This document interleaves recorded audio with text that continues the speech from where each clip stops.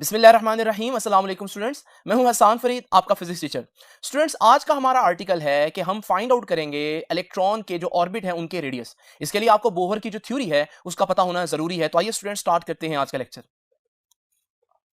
Students, जैसे कि मैंने आप लोगों को बताया कि आज का जो हमारा आर्टिकल है उसका नाम है क्वांटाइज्ड रेडियाई। रेडियाई क्या है? रेडियाई तो रेडियस की जमा है। तो रेडियस तो आज हम लोगों ने मालूम करना है कि इलेक्ट्रॉन जो है, अगर वो न्यूक्लियस के गिर्द इलेक्ट्रॉन किसी ऑर्बिट में मूव कर रहा है, जैसे कि बोहर ने बोला था, तो उस ऑर्बिट का रेडियस क्या होगा। दूसरे अल्फाज में इलेक्ट्रॉन की न्यूक्लियस से दूरी, जिसे हम रेडियस कह रहे हैं, वो हम लोगों ने आज फाइंड आउट करनी है। तो रेडियस खाली लिखा होता तो मसला नहीं था, लेकिन स्टूडेंट्स यहां एक और वर्ड लिखा हुआ है और वो है क्वांटाइज्ड रेडियाई। ये क्वांटाइज्ड का क्या मतलब है? स्टूडेंट्स जरा इमेजिन करें कि जमीन के गिर्द आप लोग जानते हैं कि सैटेलाइट्स रिवॉल्व करते हैं। स्टूडेंट्स, इस वक्त इस सैटेलाइट का रेडियस आप लोग देख रहे हैं कि ये है। अगर इस सैटेलाइट की स्पीड थोड़ी चेंज हो जाए तो ये जमीन के करीब आ जाएगा थोड़ा सा, और अब इसका रेडियस ये होगा। और इसी तरह से आप देखेंगे कि ये डिफरेंट ऑर्बिट्स में डिफरेंट रेडियस बना सकता है, यानी इसके बहुत से रेडियस है, क्योंकि हमारे पास इसकी पोजीशन कोई भी हो सकती है। एक सैटेलाइट जमीन के गिर्द घूमते हुए कहीं पर भी ऑर्बिट कर सकता है, सिर्फ उसको उस ऑर्बिट में रहने के लिए जो पर्टिकुलर स्पीड चाहिए आप वो प्रोवाइड कर दें। लेकिन स्टूडेंट, जब हम लोगों ने एटम को देखा तो एटम के अंदर इलेक्ट्रॉन ऐसे मूव नहीं करते।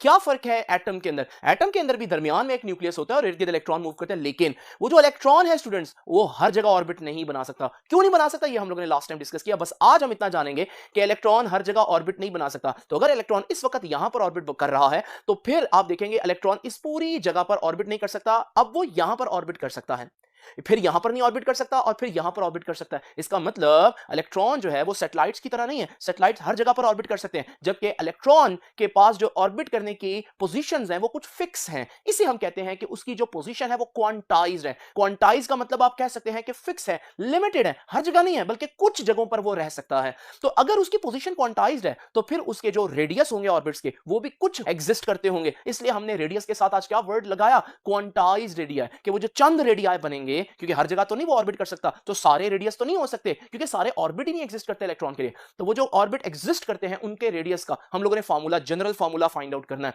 नाउ स्टूडेंट्स, तवज्जो करेंगे, आज का जो आर्टिकल है वो प्रॉपर डेरिवेशन है, तो आपको एक लिहाज से आसानी भी है। नाउ स्टूडेंट्स जरा तवज्जो कीजिए, आज की डेरिवेशन स्टार्ट कहां से करेंगे?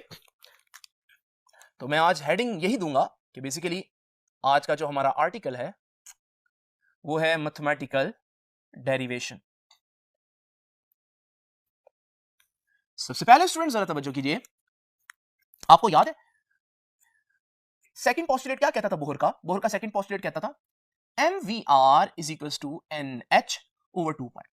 ये हम लोगों ने 2 लेक्चर पहले भी पढ़ा और ये आप लोगों ने पहले फर्स्ट ईयर केमिस्ट्री में भी पढ़ा है और उससे पहले भी पढ़ा है। नाउ स्टूडेंट्स, ये mvr is equal to NH over 2 pi में v क्या है? वेलोसिटी ऑफ इलेक्ट्रॉन, और डिफरेंट ऑर्बिट में इलेक्ट्रॉन की वेलोसिटी डिफरेंट होगी।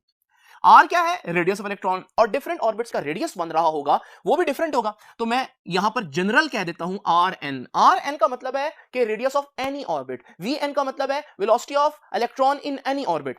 बाकी चीजें आप देख रहे हैं वो कांस्टेंट है, तो इसलिए हमारे पास ये चीजें एज इट इज रहेंगी। स्टूडेंट्स, यहां से मैं वी एन को एक तरफ रखता हूं, आप देख रहे हैं एम और आर एन इधर मल्टीप्लाई हो रहे हैं तो उधर जाकर डिवाइड हो जाएंगे, तो एन एच ओवर 2 पाई जो उस साइड पर है वो एज इट इज लिख दिया, और ये m और rn उधर जाकर डिवाइड होंगे तो ये उधर जाकर डिनोमिनेटर में आ जाएंगे। तो स्टूडेंट्स, ये है हमारे पास nth ऑर्बिट की वेलोसिटी। एक्चुअली में हमने आज के लेक्चर के एंड पर ये वेलोसिटी भी फाइंड आउट करनी है, लेकिन अभी हमारा जो काम है वो रेडियस को फाइंड आउट करना है। उसी सिलसिले में मैंने पहले vn की वैल्यू आप लोगों के सामने फाइंड आउट की है, इसे मैं इक्वेशन नंबर 1 कह देता हूं। नाउ स्टूडेंट्स, अगली बात बहुत इंपॉर्टेंट है, जरा तवज्जो से देखिए। स्टूडेंट्स याद रखिएगा, अगर हमारे पास कोई चीज सर्कुलर पाथ में मूव कर रही हो, जैसे ये स्टोन आप देख रहे हैं एक सर्कुलर पाथ में मूव कर रहा है, तो ये खुशी से नहीं मूव कर रहा, ये एक्चुअली इस सर्कुलर पाथ से निकलना चाहता है। इसकी वेलोसिटी हर लम्हा टेंजेंट की डायरेक्शन में होती है। तो अगर ये यहां से निकलना चाहता है, मैं ये कैसे कंफर्म कर सकता हूं? बड़ा आसान तरीका है स्टूडेंट्स, आप सिर्फ इस रस्सी को अगर काट दें तो आप देखेंगे कि वो जो पत्थर है वो वेलोसिटी की डायरेक्शन में, यानी कि टेंजेंट की डायरेक्शन में निकल जाएगा। इसका मतलब जब कोई चीज सर्कल में मूव कर रही होती तो वो खुशी से मूव नहीं कर रही होती। तो अगर ये पत्थर सर्कल में मूव कर रहा था तो इसका मतलब कोई ना कोई ऐसी फोर्स थी जो हर लम्हा उसको सेंटर की तरफ फोर्स कर रही थी। ये जो फोर्स है स्टूडेंट्स, इसे हम बोलते हैं ये सेंट्रीपिटल फोर्स है। सेंट्रीपिटल फोर्स क्या होती है? एक ऐसी फोर्स जो किसी भी चीज को सर्कुलर पाथ में घूमने पर मजबूर करे। आपका इलेक्ट्रॉन क्या कर रहा है स्टूडेंट? जब हम देखते हैं इलेक्ट्रॉन भी तो न्यूक्लियस के गिर्द रिवॉल्व कर रहा है ना बोहर के अकॉर्डिंगली, तो इसका मतलब इस वक्त ये इलेक्ट्रॉन भी एक सर्कुलर पाथ में मूव कर रहा है। तो इसका मतलब ये खुशी से मूव नहीं कर रहा होगा, खुद तो ये निकलना चाहता होगा, लेकिन किसी वजह से बहरहाल ये इस सर्कल में घूमने पर मजबूर है। तो डेफिनेटली फिर इस इलेक्ट्रॉन पर भी हर लम्हा सेंटर की तरफ एक फोर्स लग रही होगी और वो होगी सेंट्रीपिटल फोर्स। तो याद रखिएगा स्टूडेंट्स, हमारे पास यहां पर मैं बताता चलूं, कि सेंट्रीपिटल फोर्स को हम सिंबल देंगे FC, सेंट्रीपिटल फोर्स, और ये सेंट्रीपिटल फोर्स जो है इसका फार्मूला आप लोग जानते हैं mv²/r। लेकिन फिर बता दूं स्टूडेंट्स, क्योंकि किसी भी ऑर्बिट की बात करो तो उस ऑर्बिट की वेलोसिटी vn कहलाएगी और उस ऑर्बिट का रेडियस rn, यानी जनरल ऑर्बिट्स है, ये कोई भी ऑर्बिट हो सकता है। नाउ स्टूडेंट्स इसे मैं कह देता हूं ये है इक्वेशन नंबर 2। नाउ स्टूडेंट्स जरा तवज्जो कीजिए, अगर मैं इस सैटेलाइट की बात करूं, ये जो सैटेलाइट जमीन के गिर्द रिवॉल्व कर रहा है, तो ये भी तो एक सर्कुलर पाथ में घूम रहा है। इसका मतलब इसको भी मजबूरन घूमना पड़ रहा है, क्योंकि चीजें जब सर्कुलर पाथ में मूव करती हैं तो कोई ना कोई फोर्स उनको सेंटर की तरफ लग रही होती है। उस फोर्स को हमने सेंट्रीपिटल फोर्स कहा। लेकिन स्टूडेंट सेंट्रीपिटल फोर्स असल में कोई फोर्स नहीं है, बल्कि कोई और फोर्स सेंट्रीपिटल फोर्स की तरह एक्ट कर रही होती है। मिसाल के तौर पर यहां वो कौन सी फोर्स है जो इस सैटेलाइट को जमीन के सेंटर की तरफ खींचने पर मजबूर कर रही है? स्टूडेंट्स उसे हम ग्रेविटेशनल फोर्स कहते हैं। तो यानी कि मैं कह सकता हूं कि इस केस के अंदर it is the gravitational force which is behaving like a centripetal force।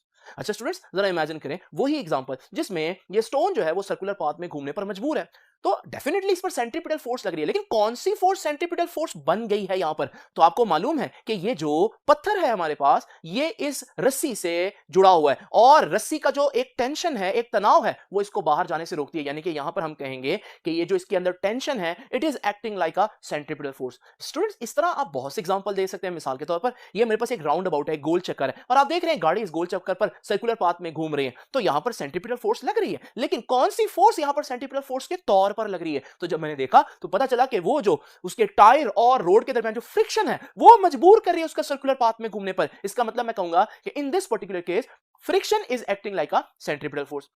Now students अब बात करते हैं आज की। आज हम इलेक्ट्रॉन को डिस्कस कर रहे हैं कि वो एक न्यूक्लियस के गिर्द रिवॉल्व कर रहा है, और अगर वो न्यूक्लियस के गिर्द रिवॉल्व कर रहा है तो यहां पर भी हम कहेंगे कि कोई ना कोई सेंट्रीपिटल फोर्स तो है। लेकिन यहां कौन सी फोर्स सेंट्रीपिटल फोर्स बन गई है? तो याद रखिएगा, electron is a negative charge, nucleus has a positive charge, और नेगेटिव चार्ज पॉजिटिव चार्ज यानी कि ऑपोजिट चार्ज एक दूसरे को अट्रैक्ट करते हैं। ये हम लोगों ने पढ़ा चैप्टर नंबर 12 में, और उस फोर्स को हम लोगों ने कूलम्स फोर्स या इलेक्ट्रिक फोर्स भी कह सकते हैं, क्योंकि इलेक्ट्रिक चार्जेस के दरमियान है। तो यहां मैं कहूंगा कि सेंट्रीपिटल फोर्स है जो इलेक्ट्रॉन को एक सर्कुलर पाथ में घूमने पर मजबूर करी है। लेकिन कौन सी फोर्स यहां सेंट्रीपिटल फोर्स की तरह बिहेव करी है? तो इसका आंसर है it is the electric force which is behaving like a centripetal force. तो स्टूडेंट्स अब मुझे इलेक्ट्रिक फोर्स का फार्मूला भी पता होना चाहिए, और चार्जेस के दरमियान इलेक्ट्रिक फोर्स कितनी होगी ये तो कूलम्स लॉ बताता है। और कूलम्स लॉ क्या कहता है स्टूडेंट्स? कूलम्स लॉ का फार्मूला है 1/4 pi epsilon not multiply by Q1 Q2 over R square. तो स्टूडेंट्स क्योंकि मैं किसी भी जनरल ऑर्बिट की बात कर रहा हूं, तो एक बात तो आपको मालूम है, मैं यहां पर R के साथ RN लिखूंगा। दूसरी बात क्या है? इलेक्ट्रिक फोर्स दो चार्जेस के दरमियान होगी, तो एक चार्ज को मैंने Q1 और एक को Q2 बोला। लेकिन आज के हमारे केस में Q1 कौन है? इलेक्ट्रॉन, जिसका चार्ज माइनस ही है, और Q2 कौन है? दूसरा चार्ज यानी कि प्रोटॉन, क्योंकि हाइड्रोजन के न्यूक्लियस में तो होता ही एक प्रोटॉन है। तो मैं न्यूक्लियस बोलूं या प्रोटॉन बोलूं एक ही बात है। तो यहां पर हमारे पास प्रोटॉन पर कितना चार्ज होता है? वो E ही होता है, लेकिन प्लस E, क्योंकि प्रोटॉन पर पॉजिटिव चार्ज होता है। तो इसका मतलब ये जो Q1 है ये माइनस E है, ये जो Q2 है ये प्लस E है। तो मुझे Q1 और Q2 की जगह ये पुट करना पड़ेगा। स्टूडेंट्स आप लोग जानते हैं 1/4 पाई एप्सिलॉन नॉट एक कांस्टेंट है, तो मैं इसकी जगह K लिख देता हूं।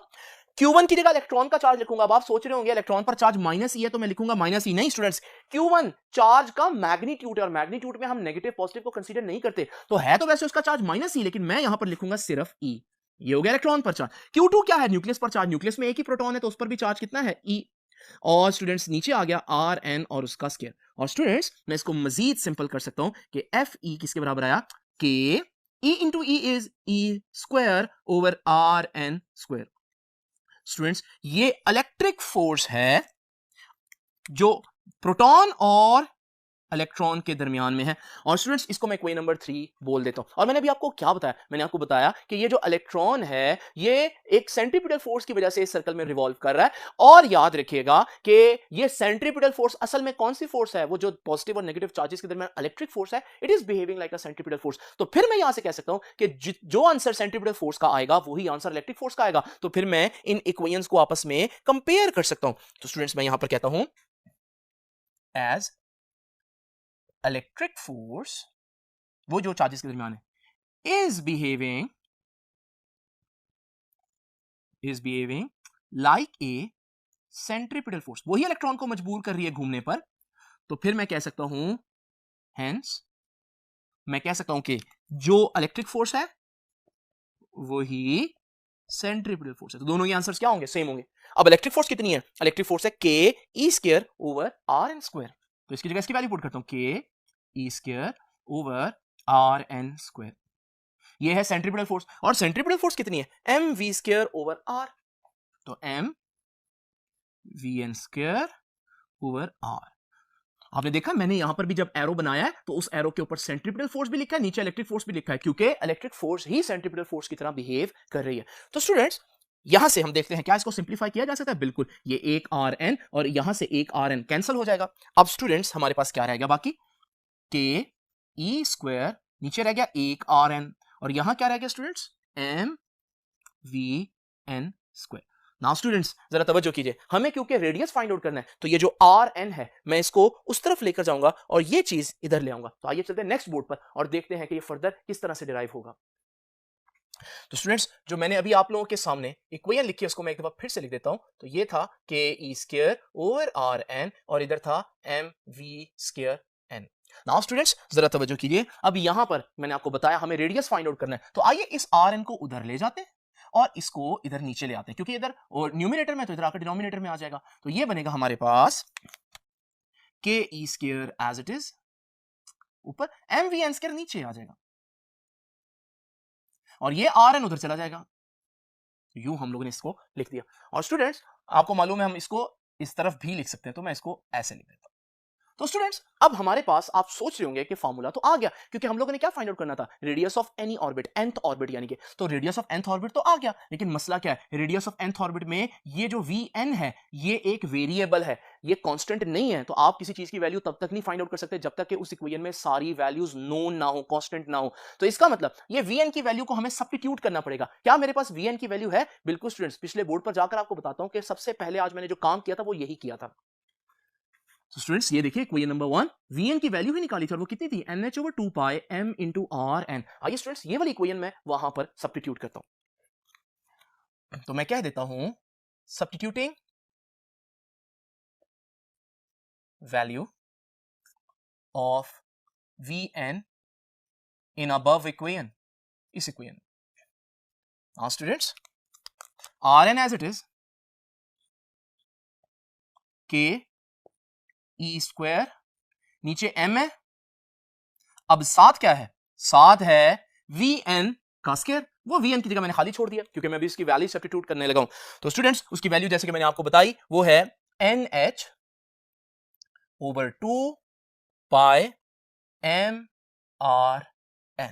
तो स्टूडेंट्स ये वैल्यू मैंने यहां पुट कर दिया, डिफरेंट कलर से शो किया ताकि आपको पता चले कि कहां सब्स्टिट्यूट करना है। नाउ स्टूडेंट्स इसको मजीद सॉल्व करते हैं। आप देख रहे हैं कि इस ब्रैकेट के ऊपर स्क्वायर है, तो हमें पहले इसको सॉल्व करना पड़ेगा और इसके अंदर मौजूद हर चीज की पावर 2 लेनी पड़ेगी। तो n का स्क्वायर n², h का स्क्वायर h² डिवाइडेड बाय 2 का स्क्वायर स्टूडेंट्स 4, पाई का स्क्वायर पाई², m का स्क्वायर m² और साथ Rn²। स्टूडेंट्स आप लोग देख रहे हैं डिनोमिनेटर के नीचे एक और डिनोमिनेटर है। इस सूरत में आप लोग जानते हैं जो चीज डिनोमिनेटर के नीचे डिनोमिनेटर में हो वो ऊपर चली जाती है। तो स्टूडेंट्स जब ये न्यूमिनेटर में जाएगी तो हमारे पास ये चीज बनेगी Rn = ke² तो पहले ही ऊपर है,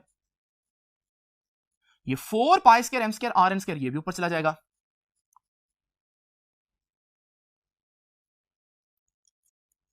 स्टूडेंट्स नीचे क्या रह गया, m n² h²। स्टूडेंट्स जरा ध्यान से देखिए क्या चीज कोई कैंसिल हो रही है, बिल्कुल ये एक m जो है वो एक m से कैंसिल हो सकता है। तो हमारे पास क्या रह गया इस तरफ Rn, इधर क्या रह गया जी 4 रह गया ऊपर, 4 ke² साथ पाई² और m और साथ रह गया Rn²। नीचे क्या रह गया n² h²। नाउ स्टूडेंट्स हम लोगों ने क्या फाइंड आउट करना है, रेडियस ऑफ nth ऑर्बिट। ये रेडियस ऑफ nth ऑर्बिट है लेकिन वो तो यहां भी है और यहां तो स्क्वायर है, तो आइए इसको भी कैंसिल कर देते हैं। जब इसको कैंसिल करेंगे तो ये एक तरफ ले जाते हैं, इस सारी चीज को हम दूसरी तरफ ले जाते हैं। तो ये हमारे पास, बल्कि हमें इसको इधर रखना चाहिए क्योंकि ये न्यूमिनेटर में है, तो हम इसको एक तरफ रखते हैं, n² h² उधर न्यूमिनेटर में चला जाएगा और जो चीजें इधर न्यूमिनेटर में मल्टीप्लाई हो रही है उधर डिनोमिनेटर में चली जाएंगी। तो 4 ke² पाई² इंटू m। तो स्टूडेंट्स ये आ गया हमारे पास nth ऑर्बिट का रेडियस। आइए अब जरा देखते हैं, अगर हम यहां पर गौर से देखें, एक इस n के अलावा h प्लैंक कांस्टेंट है, मास ऑफ इलेक्ट्रॉन कांस्टेंट है, पाई कांस्टेंट है, E इलेक्ट्रॉन पर चार्ज कांस्टेंट है, K इलेक्ट्रिक कांस्टेंट या कूलम कांस्टेंट है, 4 भी कांस्टेंट है। इसका मतलब एक N के अलावा ये बाकी सारी चीज जिसके गिर्द मैंने हाईलाइट किया है, ये आप देख रहे हैं बेसिकली सारे कांस्टेंट्स हैं। तो मैं इन सारे कांस्टेंट्स की जगह यूं लिख देता हूं कि Rn is equal to this constant. ठीक है जी, इसकी वैल्यू स्टूडेंट्स आप लोग फिलहाल मैं लिख देता हूं इसको कांस्टेंट। तो स्टूडेंट्स जब मैंने इस कांस्टेंट की वैल्यू निकाली तो स्टूडेंट्स ये कांस्टेंट की वैल्यू आप लोगों ने याद रखनी है, ये थी 0.053 नैनोमीटर। तो ये कांस्टेंट की वैल्यू ये आई है और साथ क्या आ गया, साथ आ गया n स्क्वायर। तो स्टूडेंट्स ये बहुत इंपॉर्टेंट बात है, इस कांस्टेंट की वैल्यू को जरा ध्यान से देख लीजिए।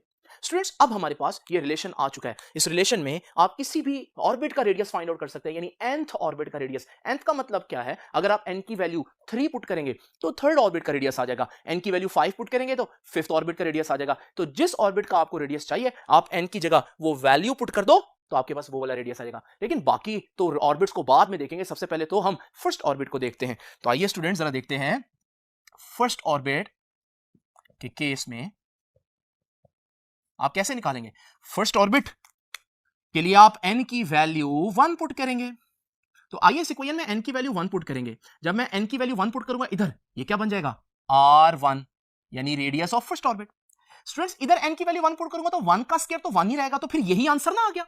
इसका मतलब मैं कह सकता हूं कि फर्स्ट ऑर्बिट का जो रेडियस है वो 0.053 नैनोमीटर है। ये है फर्स्ट ऑर्बिट का रेडियस। तो ये जो मेरे पास कांस्टेंट था इसका आंसर क्या आया था 0.053 नैनोमीटर, इसका आंसर। इसका मतलब मैं इस कांस्टेंट को फर्स्ट ऑर्बिट का रेडियस भी लिख सकता हूं क्योंकि वो भी 0.053 है। तो मैं क्या करता हूं स्टूडेंट्स, इसकी जगह n square as it is, और साथ ये क्या है, ये है फर्स्ट ऑर्बिट का रेडियस क्योंकि इसकी वैल्यू 0.053 है और वो फर्स्ट ऑर्बिट का रेडियस है। तो मैं Rn लिख सकता हूं R1 फर्स्ट ऑर्बिट का रेडियस जिसको मैंने हाईलाइट किया है मल्टीप्लाई बाय n स्क्वायर। ये इक्वेशन बहुत जरूरी है और इस इक्वेशन में खास बात यह है कि जितने आपके हायर ऑर्बिट्स हैं आप उनके रेडियस भी यहां पर देख सकते हैं। तो आइए चलते हैं नेक्स्ट बोर्ड पर और देखते हैं कि हमारे पास जो सेकंड ऑर्बिट होगा, थर्ड ऑर्बिट होगा, उनका रेडियस क्या होगा। तो स्टूडेंट्स अभी तक जो मेरे पास फाइनल रिजल्ट आया वो ये है कि किसी ऑर्बिट का रेडियस यानी nth ऑर्बिट का रेडियस किसके बराबर है, पहले ऑर्बिट का रेडियस मल्टीप्लाई बाय उस ऑर्बिट के नंबर का स्क्वायर। ये है अभी तक का हमारा रिजल्ट। अगर मैं पहले ऑर्बिट का रेडियस फाइंड आउट करूं और वो आए R1, तो स्टूडेंट्स सेकंड ऑर्बिट का रेडियस क्या होगा। सेकंड ऑर्बिट के रेडियस के लिए n की जगह 2 पुट करना पड़ेगा। अब आप सोचें जब मैं n की जगह 2 पुट करूंगा तो 2 का स्क्वायर 4 नहीं आ जाएगा, और 4 जब R1 से मल्टीप्लाई होगा तो ये तो बन जाएगा 4R1। फिर मैं अगर थर्ड ऑर्बिट का रेडियस फाइंड आउट करना चाहता हूं तो n की जगह 3 पुट करूंगा और 3 का स्क्वायर 9 यानी कि ये आ जाएगा 9R1। अब आप समझ गए होंगे कि चौथे ऑर्बिट में जब n की वैल्यू 4 पुट करूंगा तो 4 का स्क्वायर 16R1, यानी कि यहां पर हमारे पास इसी तरह जो फिफ्थ होगा उसका 25R1 एंड सो ऑन, जो आखिरी होगा उसका n स्क्वायर R1, यानी कि ये हमारे पास nth ऑर्बिट का रेडियस आ गया। ये हमारे पास जो रेडियस का आंसर आ रहा है हर ऑर्बिट के लिए, first orbit, second orbit, third orbit, इससे हमें क्या पता चलता है स्टूडेंट्स। ये जो भी चीज पता चलेगी वो मैं यहां पर आपके सामने कंक्लूजन के तौर पर लिख भी देता हूं। ये 2-3 बड़े इंपॉर्टेंट पॉइंट्स हैं। सबसे पहले तो आपने देखा कि हमारे पास जो फर्स्ट ऑर्बिट है उसका रेडियस हमने R1 बोला है। तो स्टूडेंट्स फर्स्ट ऑर्बिट का रेडियस, अगर ये फर्स्ट ऑर्बिट है तो ये फासला जो है न्यूक्लियस से सेंटर तक का, ये है फर्स्ट ऑर्बिट का रेडियस, इसे हम कहेंगे R1। अब वो क्या कह रहा है, सेकेंड ऑर्बिट जो है उसका रेडियस फर्स्ट ऑर्बिट से 4 गुना ज्यादा है। इसका मतलब क्या हुआ स्टूडेंट्स, इसका मतलब ये हुआ कि अगर ये फर्स्ट ऑर्बिट का रेडियस है तो इस रेडियस का 4 गुना आप करें तो यहां हमारा सेकंड ऑर्बिट बनेगा। तो इसी तरह से अगर आप थर्ड ऑर्बिट की बात करें तो थर्ड ऑर्बिट तो फर्स्ट ऑर्बिट का 9 टाइम्स है, 9R1 बन रहा है। तो इसका मतलब अगर हमारे पास ये फर्स्ट ऑर्बिट का रेडियस है R1 तो मैं इसको 9 टाइम्स अगर करूं तो फिर हमारे पास यहां जाकर थर्ड ऑर्बिट बना सकता है इलेक्ट्रॉन। इसी तरह फोर्थ ऑर्बिट 16 टाइम्स दूर होगा तो फर्स्ट ऑर्बिट का 16 टाइम्स करें तो हमारे पास फोर्थ ऑर्बिट बनेगा एंड सो ऑन। इसका मतलब हम लोगों ने एक बहुत इंपॉर्टेंट बात सीखी और वो क्या स्टूडेंट्स, आमतौर पर हम जब बनाते हैं डायग्राम तो हम क्या करते हैं, इलेक्ट्रॉन को न्यूक्लियस के गिर्द इस तरह से ऑर्बिट्स में शो करते हैं जिसमें न्यूक्लियस से पहला ऑर्बिट जितना दूर है उतना ही पहले ऑर्बिट से दूसरा ऑर्बिट दूर है, उतना ही दूसरे से तीसरा दूर है। यानी कि हम आमतौर पर यह समझते हैं कि इलेक्ट्रॉन जो है वो जब ऑर्बिट्स में मूव करता है न्यूक्लियस के गिर्द तो वो ऑर्बिट्स जो है वो इक्वली स्पेस्ड होते हैं, यानी पहले ऑर्बिट से दूसरा जितना दूर है दूसरे से तीसरा उतना दूर होता है, तीसरे से चौथा भी उतना दूर होता है। लेकिन जब हम लोगों ने मैथमेटिकल रिजल्ट्स आज देखे तो हमारे मैथमेटिकल रिजल्ट्स ये बता रहे हैं कि ये ऑर्बिट्स एक्चुअली में ऐसे नहीं है जैसे हम इक्वली स्पेस समझते हैं, बल्कि ये तो आप देखेंगे क्लियरली नजर आ रहा है कि सारे ऑर्बिट्स के दरमियान जो स्पेस है, जो फासला है वो बराबर नहीं है। इसका मतलब पहला कंक्लूजन क्या पता चला कि orbits are not equally spaced. तो conclusion number 1 is orbits are not equally spaced। Orbits के दरमियान जो फासला होता है वो बराबर नहीं होता। अच्छा, दूसरी बात जरा देखिए स्टूडेंट्स, आप देख सकते हैं कि इन सारे ऑर्बिट्स में जो सबसे करीब तरीन ऑर्बिट्स हैं वो फर्स्ट और सेकंड ऑर्बिट है, यानी कि हम कह सकते हैं जो नियरेस्ट ऑर्बिट है वो फर्स्ट 2 ऑर्बिट्स हैं। तो ये भी हम यहां पर कंक्लूड कर सकते हैं first and second orbits are the closest orbits। ये पहले जो ऑर्बिट्स हैं ये सबसे क्लोजेस्ट, सबसे करीब तरीन ऑर्बिट्स हैं। और स्टूडेंट्स इसी पिक्चर में अगर आप देखें तो हम ये भी देख रहे हैं कि पहले और दूसरे के दरमियान जितना फासला है उससे ज्यादा फासला दूसरे और तीसरे के दरमियान है, और उससे ज्यादा फासला तीसरे और चौथे के दरमियान है। यानी कि as you move away from the nucleus the spacing between the orbits keep on increasing. Spacing जो है उनके दरमियान जो फासला है वो बढ़ता जाएगा जब जब आप न्यूक्लियस से दूर होते जाएंगे। तो फिर आप सोचें सबसे दूर 2 ऑर्बिट्स कौन से होंगे? वो आखिरी 2 ऑर्बिट्स होंगे। तो याद रखिएगा पहले 2 ऑर्बिट्स सबसे करीब हैं, तो यहां से हम ये भी कह सकते हैं कि last 2 orbits are the farthest orbits, सबसे दूर ऑर्बिट्स हैं।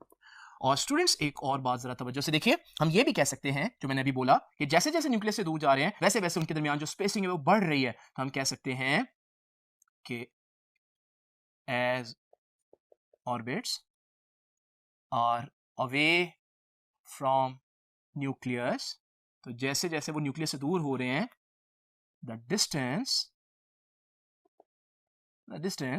between orbits increases, उनके दरमियान जो फासला है वो बढ़ता जा रहा है।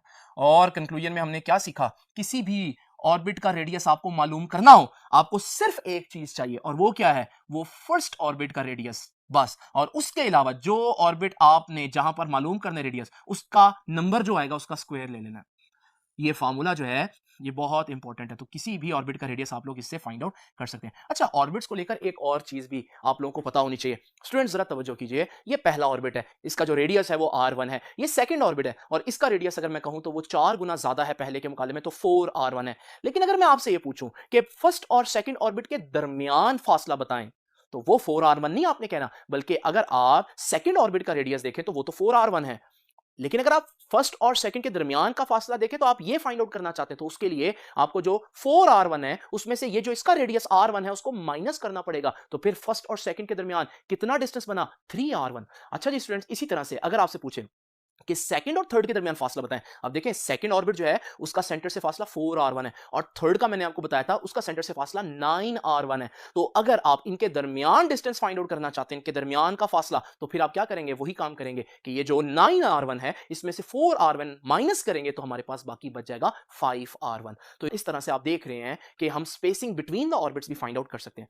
स्टूडेंट्स, ऑल्दो इस लेक्चर का जो हेडिंग आपकी बुक में मौजूद है वो रेडियस की है, लेकिन इसी के अंदर हम चाहें तो स्पीड ऑफ इलेक्ट्रॉन भी फाइंड आउट कर सकते हैं और उसके लिए हमें कोई इतना ज्यादा काम नहीं करना पड़ेगा। सिर्फ 2 बातें हैं जो मैं आपको बता दूं, तो जरा तवज्जो से देखिएगा। Speed of electron in any orbit, किसी ऑर्बिट में इलेक्ट्रॉन की स्पीड। स्टूडेंट्स, इसके लिए सारा काम हुआ है। देखिए, एक तो मैंने आप लोगों को बताया कि आज जो हम लोगों ने फार्मूला पढ़ा रेडियस ऑफ nth का, चले मैं आपको दिखा देता हूं जो पिछले बोर्ड पर हम लोगों ने रेडियस का फार्मूला पढ़ा वो क्या था। तो स्टूडेंट्स ये देखिए, ये फार्मूला आर एन कितना है, N square h square 4 k e square pi square M, ये फार्मूला आपको पता होना चाहिए। तो ये मैं एक बार लिख देता हूं वहां पर।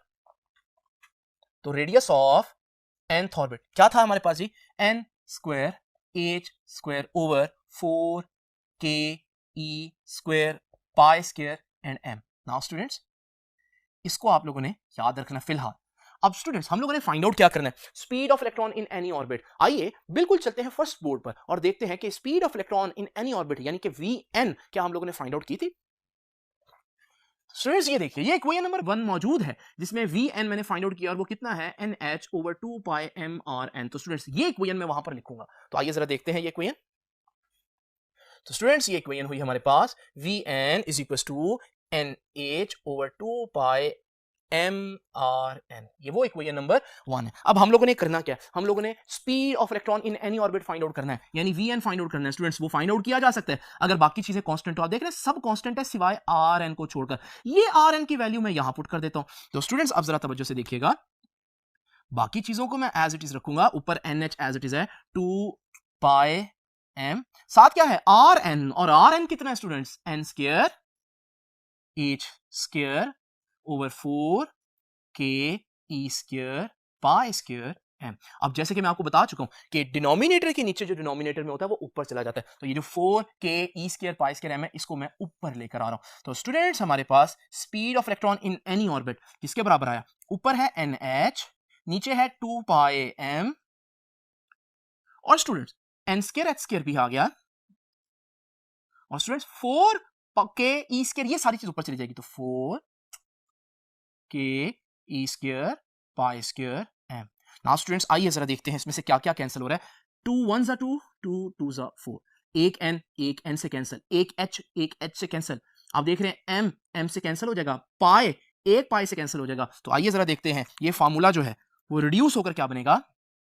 तो Vn इधर रह गया, Vn इधर रह गया 2 के और ई स्क्वायर और एक पाई, क्योंकि एक तो कैंसिल हो गया। तो 2 के e square pi divided by एक n रह गया है और एक h रह गया नीचे, तो डिवाइडेड बाय NH। तो स्टूडेंट्स ये है हमारे पास speed of electron in any orbit का फार्मूला। और स्टूडेंट्स इसमें नोट करने वाली बात क्या, अब इसमें हम निकालेंगे नहीं स्पीड के फर्स्ट ऑर्बिट में कितनी है, सेकंड में कितनी है, हमारे पास सिर्फ एक कंक्लूजन बहुत इंपॉर्टेंट है और वो देख लीजिए जरा ध्यान से। देखिए अगर आप यहां पर Vn अगर ये सारे कांस्टेंट्स हों तो n के इनवर्सली प्रोपोर्शनली बन रहा, यानी speed of electron in nth orbit is inversely proportional to number of orbit. यानी आप जितने हायर ऑर्बिट पर जाते रहेंगे, जितना n की वैल्यू ज्यादा होती जाएगी उतना उस ऑर्बिट में इलेक्ट्रॉन की स्पीड कम होती जाएगी। स्टूडेंट्स इस तरह की मिलती जुलती चीज हम लोगों ने देखी हुई है। सैटेलाइट के केस में हम लोगों ने देखा था कि सैटेलाइट जमीन के जितना करीब ऑर्बिट बनाए उतना उसको ग्रेविटी में जमीन पर गिरने से बचने के लिए बड़ी तेजी से मूव करना पड़ता है। लेकिन यही सैटेलाइट अगर दूर ऑर्बिट बनाए तो आप देखेंगे इसकी स्पीड काफी कम होगी, क्योंकि इस तक पहुंचने वाली ग्रेविटी इतनी कम है कि इसको गिरने से बचने के लिए बहुत कम स्पीड चाहिए। बिल्कुल इसी तरह से स्टूडेंट्स इलेक्ट्रॉन के केस में भी ऐसा ही हो रहा है कि इलेक्ट्रॉन जो है वो हमारे पास न्यूक्लियस के अगर बहुत करीब ऑर्बिट कर रहा है तो इस सूरत में वो तेजी से मूव करेगा, लेकिन अगर वो दूर ऑर्बिट करेगा किसी हायर ऑर्बिट पर तो जितना ऑर्बिट का नंबर ज्यादा हो जाएगा उसकी स्पीड उतनी कम हो जाएगी। तो स्टूडेंट्स ये था हमारा आज का आर्टिकल। कल हम डिस्कस करेंगे किसी ऑर्बिट में मौजूद इलेक्ट्रॉन की एनर्जी कैसे फाइंड आउट करनी है। अब आपसे इंशाल्लाह